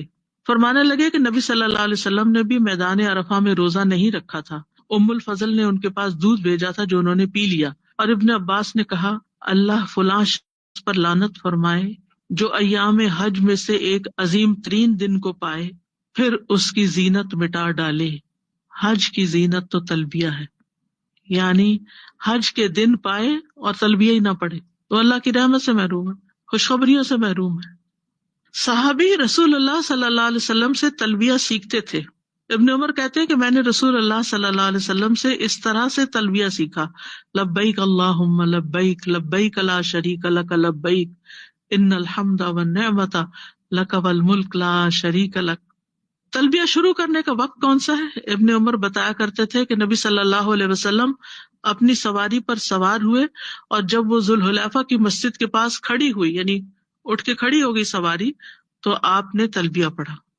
یعنی جب آپ گاڑی میں بیٹھ جائیں، اور ویسے تو آپ ذوالحلیفہ کے مقام پر ہیں تو پہنچتے ہی نہیں تلبیہ شروع کر دینا، نکلتے وقت تلبیہ شروع کرنا ہے. پھر اسی طرح تلبیہ کی ابتدا تحمید، تسبیح اور تکبیر سے کرنا. انس رضی اللہ عنہ سے مروی ہے کہ رسول اللہ صلی اللہ علیہ وسلم نے ذوالحلیفہ میں رات گزاری حتیٰ کہ صبح ہو گئی. پھر آپ ظہر کے بعد اپنی سواری پر سوار ہوئے، یعنی اتنا ٹائم آپ نے گزارا ذوالحلیفہ میں جا کے. جب وہ آپ کو لے کر مقام بیدا میں سیدھی کھڑی ہوئی تو آپ نے اللہ کی حمد، تسبیح اور تکبیر پڑھی، پھر آپ نے تلبیہ کہا۔ جابر بن عبداللہ کہتے ہیں رسول اللہ صلی اللہ علیہ وسلم نے توحید کے ساتھ آواز بلند کی، یعنی تلبیہ پڑھا۔ مرد بلند آواز سے جبکہ عورتیں ہلکی آواز سے تلبیہ پڑھیں۔ خلاد بن صائب اپنے والد سے روایت کرتے ہیں کہ رسول اللہ صلی اللہ علیہ وسلم نے فرمایا، میرے پاس جبریل آئے اور مجھے حکم دیا کہ میں اپنے صحابہ اور دوسرے ساتھ والوں کو حکم دوں کہ تلبیہ کہنے میں اپنی آوازیں اونچی رکھیں، لیکن خواتین جو ہیں وہ اونچی نہیں کریں گی۔ ابو سعید کہتے ہیں ہم رسول اللہ صلی اللہ علیہ وسلم کے ساتھ گئے اس حال میں کہ ہم اونچی آواز سے حج کا تلبیہ کہہ رہے تھے۔ ابو موسیٰ اشعری کہتے ہیں ہم ایک سفر میں رسول اللہ صلی اللہ علیہ وسلم کے ساتھ تھے، جب ہم کسی وادی میں اترتے تو لا الہ الا اللہ اور اللہ اکبر کہتے اور ہماری آواز بلند ہو جاتی تو نبی صلی اللہ علیہ وسلم نے فرمایا، لوگوں اپنی جانوں پر رحم کھاؤ، کیونکہ تم کسی بہرے یا غائب کو نہیں پکار رہے، وہ تو تمہارے ساتھ ہے، بے شک وہ سننے والا اور تم سے بہت قریب ہے، اس کا نام برکتوں والا اور اس کی عظمت بہت بڑی ہے۔ مطلب یہ کہ بہت چیخ چیخ کر بھی نہیں پڑھنا چاہیے۔ پھر اسی طرح حالت حیض اور نفاس میں بھی تلبیہ پڑھا جا سکتا ہے، کیونکہ آپ نے حضرت اسماء بنت امیس کو جو نفاس کی حالت میں تھی تلبیہ پڑھنے کا حکم دیا۔ تلبیہ کے مسنون الفاظ وہی ہیں جو حضرت ابن عمر نے سیکھے تھے نبی صلی اللہ علیہ وسلم سے۔ اس کے علاوہ ابن عمر ان کلمات کا اضافہ بھی کرتے تھے، لبیک لبیک وسعدیک والخیر بیدیک لبیک والرغباء الیک والعمل، مطلب ہے میں حاضر ہوں اور بار بار اطاعت کا اظہار کرتا ہوں، ساری بھلائی تیرے ہاتھ میں ہے، میں حاضر ہوں اور رغبت اور عمل تیری طرف ہے، یعنی تیری طرف راغب ہوں، تیری طرف نیکی کرنے والا ہوں۔ اسی طرح نبی صلی اللہ علیہ وسلم کے تلبیہ میں یہ بھی الفاظ تھے، لبیک الہ الحق، میں حاضر ہوں اے معبود برحق۔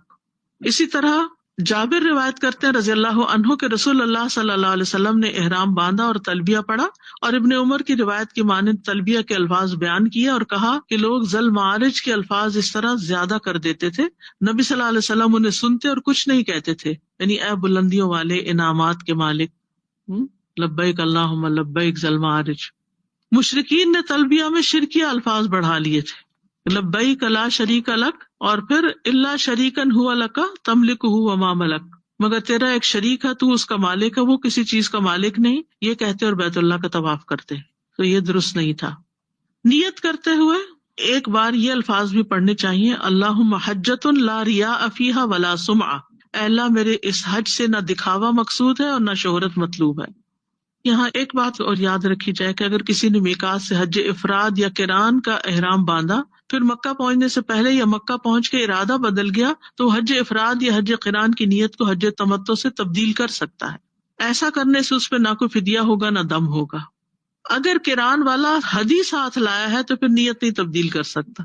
ٹھیک ہے، اب ہے حرم میں داخلہ، مکہ میں تلبیہ پڑھتے ہوئے داخل ہونا چاہیے، جب مکہ انٹر ہو تو لبیک اللہم لبیک کی کثرت کر دیں، کیونکہ نبی صلی اللہ علیہ وسلم حج کا تلبیہ پڑھتے ہوئے مکہ مکرمہ میں داخل ہوئے۔ ابن عمر جب مکہ آتے تو ذی طوا کے مقام میں رات گزارتے، حتیٰ کہ صبح ہو جاتی، غسل فرماتے، پھر مکہ میں داخل ہوتے، اور وہ اللہ کے نبی کے حوالے سے یہ ذکر کرتے تھے کہ آپ صلی اللہ علیہ وسلم نے ایسا ہی کیا تھا۔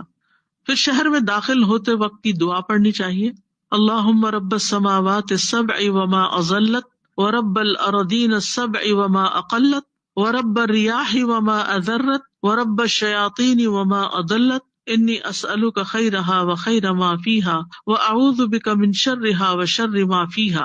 اے اللہ 7 آسمانوں کے رب اور ان چیزوں کے جن پر آسمانوں نے سایہ کیا ہوا ہے، اور 7 زمینوں کے رب اور ان چیزوں کے جن کو زمینوں نے اٹھایا ہوا ہے، ہواؤں کے رب اور ان چیزوں کو جنہیں یہ ہوائیں اڑائے پھرتی ہیں، شیطانوں کے رب اور ان کے جن کو ان شیطانوں نے گمراہ کیا ہے، میں تجھ سے اس بستی کی خیر اور جو کچھ اس میں ہے اس کی خیر کا سوال کرتا ہوں، اور اس بستی کے شر سے اور جو کچھ اس میں ہے اس کے شر سے تیری پناہ چاہتا ہوں۔ پھر مسجد میں داخل ہوتے وقت اپنا سیدھا پاؤں مسجد میں رکھیں اور یہ دعا پڑھیں، اعوذ باللہ العظیم بوجہہ الکریم وسلطانہ القدیم من الشیطان الرجیم، بسم اللہ والسلام علی رسول اللہ، اللہم اغفر لی ذنوبی وافتح لی ابواب رحمتک۔ یہ دعائیں پڑھنی ہیں آپ نے مسجد میں داخل ہوتے وقت۔ اگر رش نہیں تو طواف سے ابتدا کر لیں، یعنی جب بیت اللہ میں حج کے ارادے سے داخل ہوں تو طواف کرنے کے لیے جا رہے انسان یا عمرے کے لیے فرض ہے یا نفلی، تو سب سے پہلے طواف کرنا چاہیے۔ طواف سے پہلے 2 رکعتیں تحیۃ المسجد کی پڑھنا مشروع نہیں، جب آپ حج عمرے کے لیے گئے ہیں تو آپ انٹر ہوتے ہوئے دعائیں مسجد کی پڑھ کے لبیک پکارتے ہوئے کعبہ تک پہنچے اور ڈائریکٹ طواف شروع کریں، نہ کہ وہاں نماز کوئی پڑھے.